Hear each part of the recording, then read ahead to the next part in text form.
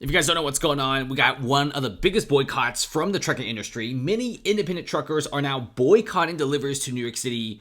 Why is that? Why are they doing this? Because Trump apparently got found guilty of fraud in one of the New York City courts and is forced to pay almost $400 million.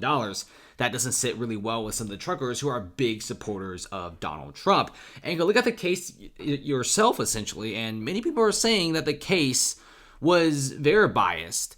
The case was obviously unfair and it did not stand with the ex-president, but it's going to be up to you. Nevertheless, check this out. You have a lot of Americans standing with Trump. You also have the truckers boycott. And if you look at this video here, apparently you got New York City shelves are now empty. This is just recently filmed. Now, obviously take it with a grain of salt. We don't know exactly where most of the proof is, but many of the comments on several of these TikTok videos say that these stores are in New York City and they're very understocked. And like I said, you don't need every single trucker to go on strike.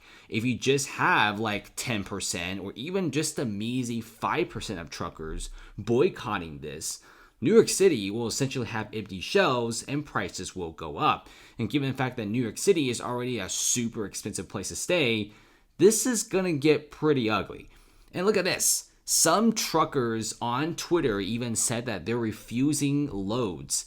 You got a trucker here, had 2 New York City loads that he turned down earlier today, one for the Bronx and another for Riverhead. Instead, he chose to run peanut butter to Texas and make the same amount of bread. Now, this is very unique because many truckers hate New York City, and I don't blame you. I go to New York a lot for family, and you almost always get pulled over. Like, if you go there a couple times, getting a ticket is very common. There are speed traps everywhere. There's literally cameras that'll catch how fast you're going. If you're just above the speed limit a little bit, you get a ticket. And those tickets are very, very fat.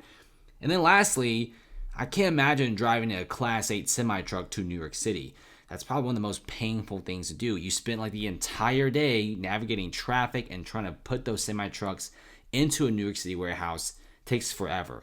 And now a lot of people, they like Trump.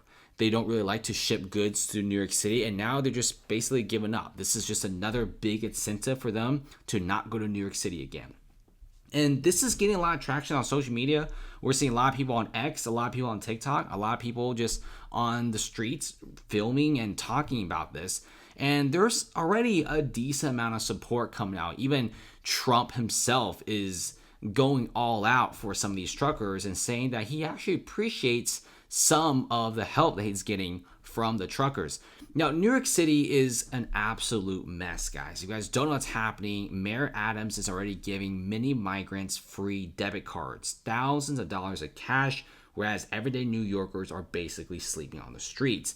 Now, I'm okay with New York taking in immigrants because New York is all about the diversity, the immigration. It was built by immigrants, right?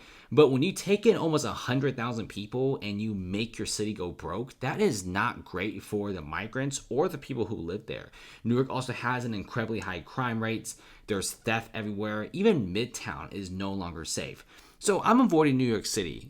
I'll still go there for family, but I'll probably never settle my roots there. And New York is already losing its title as North America's finance hub to non-traditional cities like Miami, Austin, and Vegas.